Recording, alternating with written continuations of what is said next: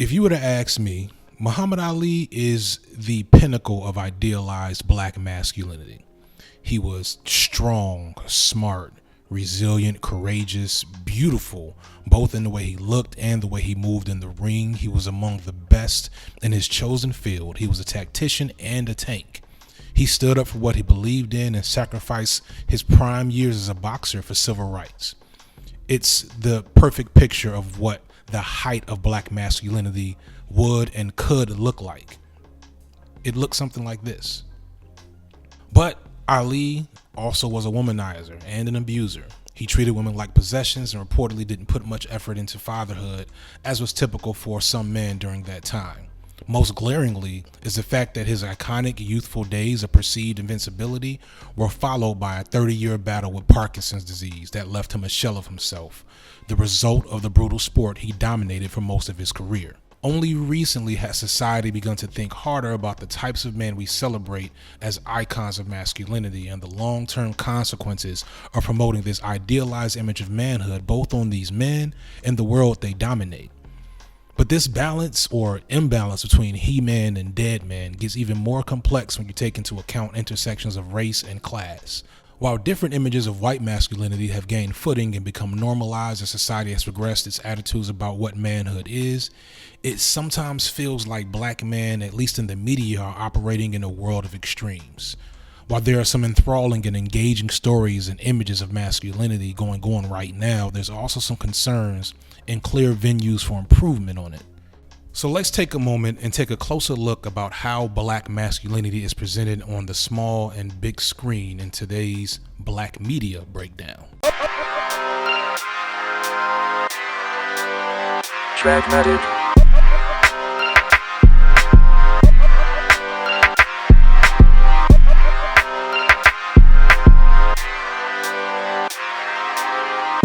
Historically, the depiction of black men in mainstream and even independent media has been... Sidney Poitier was likely Hollywood's first black leading man. He got his start in theater and transitioned to Hollywood in the early 50s, playing more and more significant roles. He would eventually earn the adoration of Hollywood and go on to star in multiple major films with other A-list actors from that era. That time, from the late 50s and 60s, he would become one of the most acclaimed actors of his generation. However, while still exuding many elements of classic masculinity, his roles are often written to erase as much human nuance and range as possible. His character stood out for being unwaveringly noble and in a way birthed the concept of the acceptable Negro archetype. On one end, Poitier was significant because he expanded the way in which black men could be portrayed on the silver screen.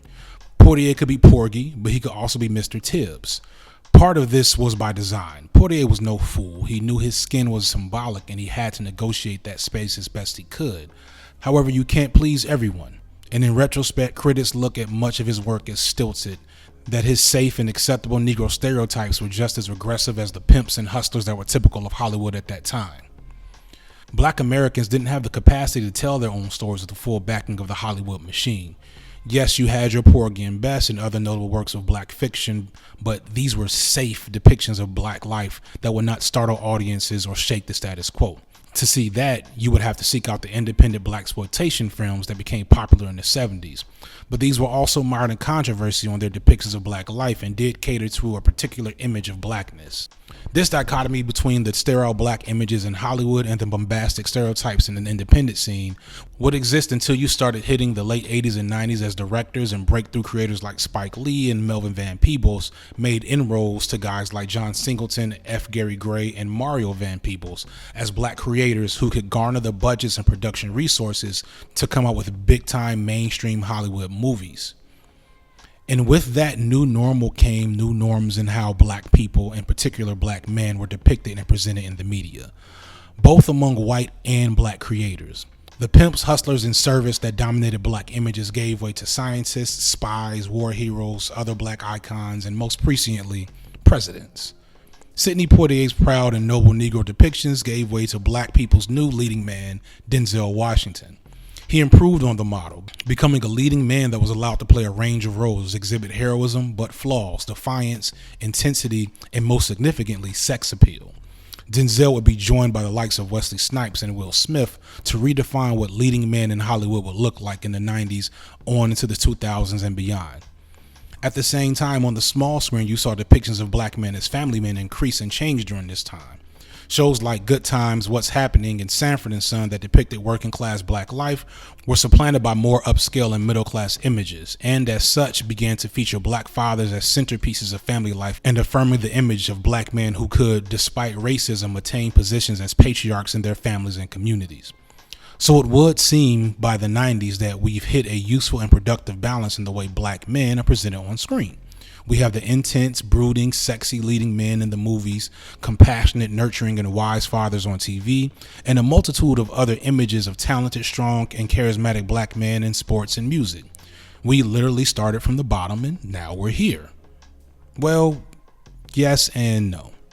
In the zeal to move away from stereotypes for black men, writers and directors, both black and white, created a slightly different and less problematic but more insidious problem.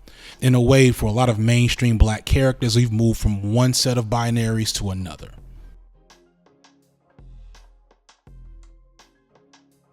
So before we go further, we need to operationalize some terms. When I speak to aspirational masculinity, what I'm talking about is an idealized form of manhood or boyhood, where men are strong yet sensible, tender and nurturing. They're still providers and leaders, yet still supportive and sensitive. They're fearless but not reckless. They lay pipe, but they also cuddle.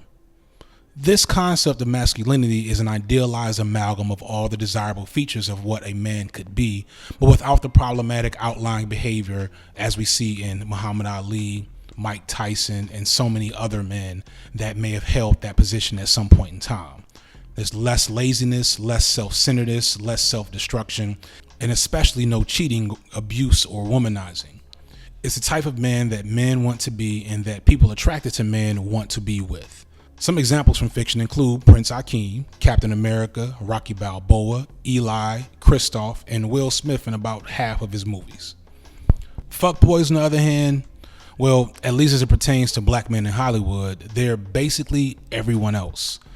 The term fuckboy doesn't have a very solid definition, but to me, at its core, the term is mostly employed to describe men who could perform masculinity at that aspirational level, but choose not to.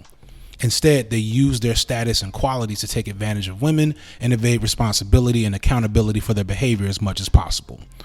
One thing I think is key to recognize is that for the most part, men who don't fully measure up to that aspirational idea of what a man is supposed to be are seldom seen as fuckboys, even if they exhibit the same behaviors. Usually if a male character is considered a fuckboy, but they don't have the ideal masculine qualities, say an income or looks, they're usually played for comedy. Jack Black in Shallow Hal was an easy example. He's a fuckboy, yes, but really he's a buffoon because the core part of his character is the inherent joke that he thinks he might deserve more attractive women than he could actually get. There's also the nice guy, soft boy, these dudes types who, though technically different, are often still fuckboys at heart. They're not necessarily any better, and I've seen other terms used to describe them, but Hollywood is Hollywood, and that's what we're focusing on, and leading men look like leading men for a reason.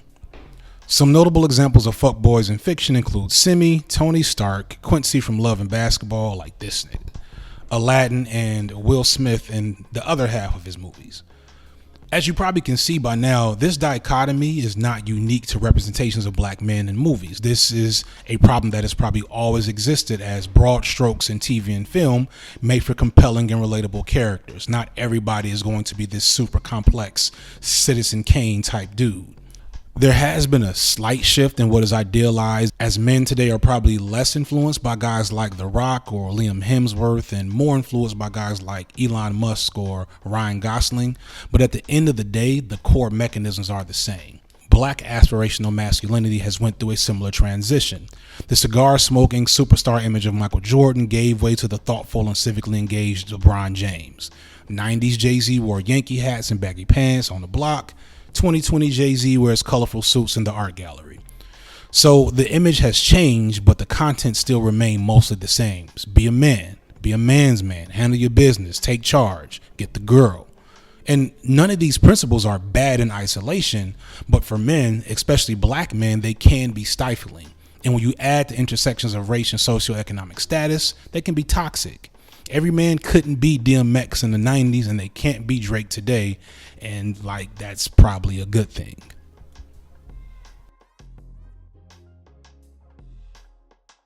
To summarize so far, the depictions of black men are/were limited in general mainstream media because creators were not us, and thus were unwilling, uninterested, or unable to create effective black characters. This is where we get tropes like the magical Negro, the token sassy black friend, and even in situations where black men were lead characters, we get the aforementioned black Superman/fuckboy dichotomy. The absence of black voices in the creative room is always going to limit the way in which black men are represented. However, I'd argue that this issue, this dichotomy problem, this lack of variety in the images, even when you have black writers or directors, what we still mostly see are images of normative masculinity when it comes to our core male characters. There's a lack of nuance, a lack of variety, a lack of complexity. And the easiest example of this is Tyler Perry, who, by the way, I hear is really quick to take videos down. So if this clip looks crazy, hey, I'm sorry. I'm not trying to get caught up right now. So although some of Tyler Perry's later and more recent work did make efforts to be a little less ridiculous in how he depicted men, Perry is known for basically having two types of male characters, good and really, really fucking evil. And it didn't help that for most of his early movies, there were some other very concerning and glaring differences between who was good and who was evil. I'm going to see if you can guess. So men in Tyler Perry appeal to a fantasy image of the ideal man in a way that's almost pornographic. They're incredibly attractive, always smiling, sensitive, uplifting, sexy, but like damn near virginal. It's the closest men can get to being objectified, and as I said, it's not really saying much to point this out. This is easy mode. However, more respected and talented writers are also still guilty of this same problem. Writers and directors such as F. Gary Gray, Ryan Coogler, and the late John Singleton have all centered works around black men who fall in this same dichotomy, except usually with a black twist. And it makes sense as to why so many black creators fall into this pattern. These are stories that weren't getting told at the time. There's something special as a viewer about seeing a black man succeed. When you can see a black man performing at that aspirational space, you inherently know that he had to defy the odds to get there, and you probably saw it in the film. We celebrate this image, sometimes to our detriment, but the reality is most men do not make it here. And this is why we tend to want to see this image in our shows and films, because it serves as a beacon of hope for black men and really everybody to work toward. There are less protections and more scrutiny on black men who are queer, trans, or simply not interested or unable to exhibit the traits society deems appropriate for black men. Moonlight was one of the few major mainstream films centering black queer men, and it illustrates this problem pretty vividly. Moonlight calls out and addresses how being a black man dealing with structural failure can be compounded by also being gay. Chiron is already dealing with the failings of his drug-addicted mother and the general squalor of poverty in his community.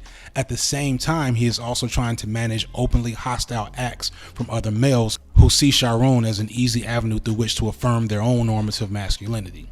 This is the reality for many black men who are not able to or uninterested in seeking out that black Superman status. Furthermore, the constant stressors of racism and coping mechanisms often needed to survive poverty call for a more extreme balance between the already unrealistic of tenderness and outright aggression that society expects or requires from men. In Fruitvale Station, we see Coogler illustrate this extreme vacillation of black masculinity as we watch a fictionalized version of Oscar Grant swing wildly between optimistic vulnerability and tenderness to threatening someone's life, back to flailing and begging for affection that has likely been missing from him since birth. And although this is a powerful and heartbreaking depiction of what navigating and surviving being a black man in America looks like, it's also still very comfortable and unchallenging and normative to what we expect from black men. Grant, along with Austin Creed, Trey Styles, Malik Williams, Jody, and Craig, are all interesting and complex characters who feel real, but at the end of the day, their character arc still amounts to black men trying to find a way to rise above their structural barriers and assert themselves as capable and performing that classically masculine role. All of these men still aspire to be the same guy, the same exact guy between all of them, with the same values and aspirations, the same ideal image of what a black man can be, even in Moonlight.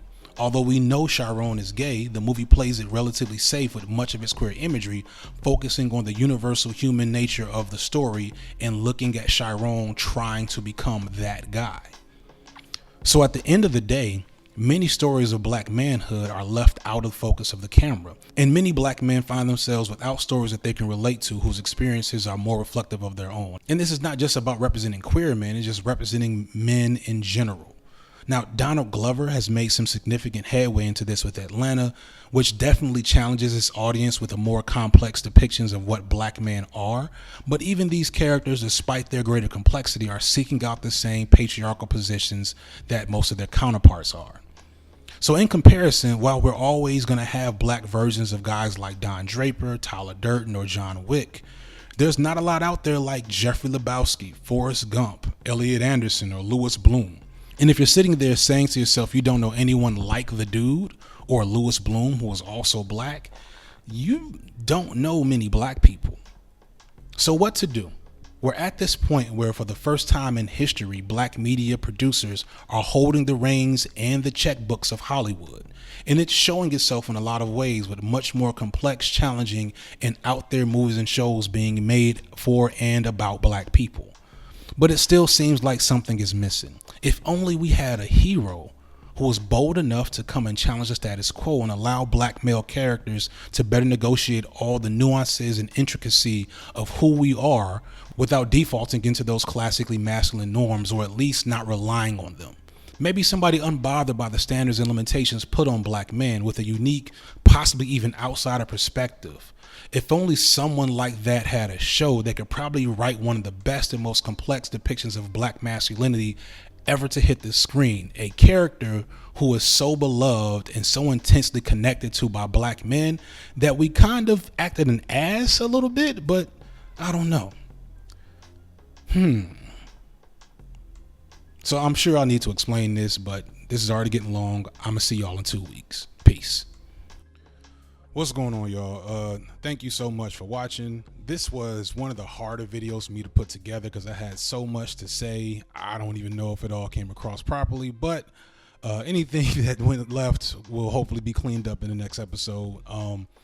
Appreciate everybody that's supporting. I see everybody that subscribed and comment. Please like, comment, subscribe, and share. I'm trying to grow the channel and all that good stuff. If you have any criticism, counter arguments, anything like that, man, now is the time to leave it in the comment section. That said, peace.